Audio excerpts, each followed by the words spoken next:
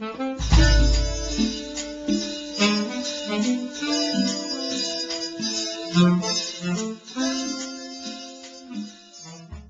know, making this film was really like, you know, making a film with your friends and your family, you know, and everybody's ready to get up and start shooting at the most bizarre hours, whether or not it's on a call sheet. You know, I was in an acting class at the time, Bill Esper's class, and I was on my way to class when unexpectedly it started snowing in New York, and Alex is like, we've got to use the snow, it's so beautiful, we've got to go use the snow. And so I ditched my class, and my character was supposed to have long hair, and my hair was pretty short at the time, and I hadn't gotten the extensions put in for the character yet, but I said, oh, you know, if I put it up, nobody will ever know, you know, how long or how short it is. And so that's when we shot the sequence on the roof. It's the one moment when my character Angelica is just fully free and fully alive, and has sort of dropped all of the anger and all of the resentment and stuff that a city can place on you, and especially being an immigrant in a large city can place on you.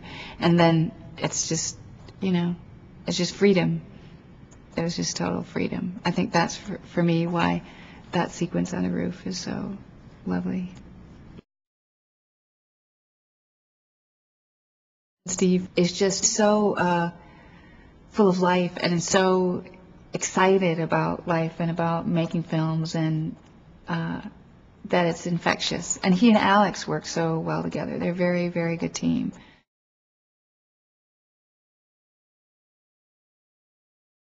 I mean, I remember before we started shooting, you know, we had the financing, and literally I think 3 days or something before we were going to start shooting, we lost the financing. And I remember Steve coming over, and Steve and Alex were drinking vodka and playing ping pong, so we had a ping pong table in our house, and I just started vacuuming, like crazy, and I really hate cleaning, but I vacuum, I think, under duress. And they were trying to figure out a way to put the financing back together, and Alex did within 3 days, pretty much. Is that true? Well, he did really quickly. I mean, probably within a week or two, so it was pretty extraordinary.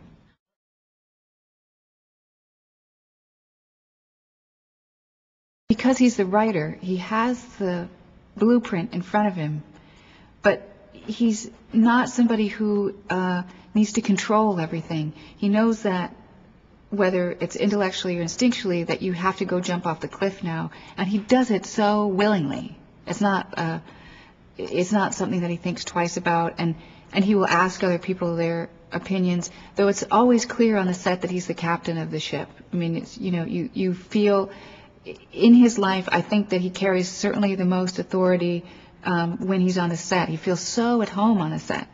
You know, he's just completely in his element, I think, when he's on the set. When he's writing, it is maddening to be in the house, because he's constantly rewriting and asking you to read it. And if you're not laughing hysterically within 2 words, like, he thinks something's wrong with it. And you just try to explain, you know, can you let me get past the first paragraph so I can really give you my comment? So he's very dedicated at writing and rewriting and making sure that everything is truthful, and he's not married to some path that the script must take. He knows that it's an organic process, so it takes a little bit of time. But then when he's on the set, it's like a kid in the candy store. You know, he's completely, it seems like he's completely relaxed and in his element, and just fed by adrenaline. And he loves actors so much. He loves them, and he loves humanity so much. You know, it's really not about, oh, let's make this so technically interesting. Let's make this so intellectually, academically interesting. Because all that stuff falls away. And at the end of the day, I think he knows that what you have is your relationship to another human being. And that's what's interesting. And that's what makes it exciting to be alive.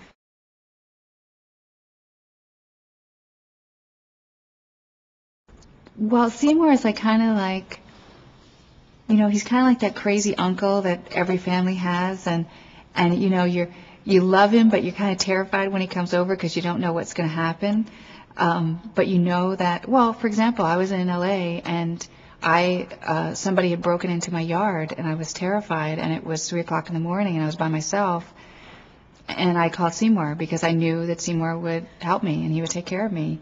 And he's the person that will embarrass you at the party by flirting outrageously with, every woman that walks by, and you just want to hide because it's just over the top. But he's also the guy that you will call in the middle of the night to come help you, and he'll be there to help you, and he's amazing. And as an actor, he's just, I think that everything that you are informs your acting, and Seymour has just lived such an intense life that it gives an incredible immediacy to his characters, and the things that he improvises are really fantastic. And he's infuriating too. I mean, don't get me wrong. He's like totally infuriating, because sometimes he won't stop with the mischief, the mischief. There's a scene outside an elevator, and I'm really angry with Steve's character and angry with Seymour's character, and I was so tired. I was really tired. And I remember just before we did a take, I think Seymour pushed me. Like, he pushed me. And I wanted to rip his head off. I remember, because he just, like, the mischief wouldn't stop. And it was really helpful to me. And I realized that he was trying to help me. That's what he was trying to do. He's trying to help me. And it was great. It was really sweet.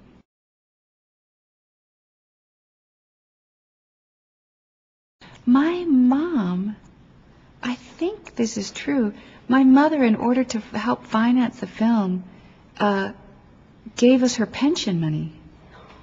She took her money out of her pension plan and gave the money for some of the financing for the film, which is an incredible gesture of good faith. Gosh, I just remembered that. I wonder if Alex has paid her back. Hi, Ma. It's going well. I'm on camera, and I have a quick question to ask you. Okay, and in the soup, you gave Alex some of your pension money, right, for the financing?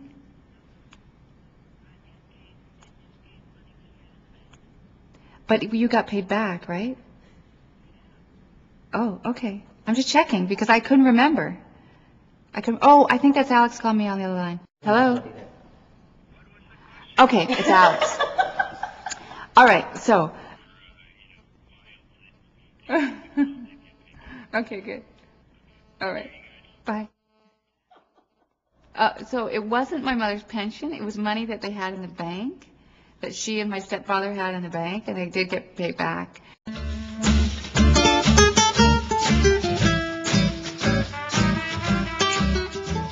I think it was the first time that I really got to play a character. I didn't have to play, the chick who looked good in a bustier or something. It was fun in that way, because I got to do something totally different. I didn't have to hear myself talk. I could get to hear another accent. It was very freeing.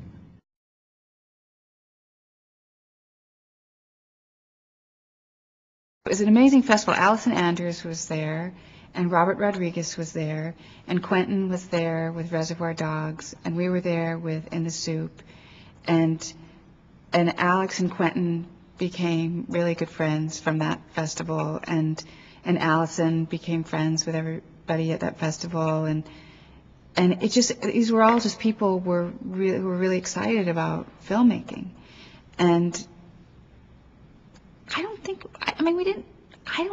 didn't even think about the possibility of winning the prize. I mean, it just would be shocking. And it was just such a huge moment when the film won the prize. It just was huge, because it meant that it would have a life outside of the festival, and that other people would get to see it.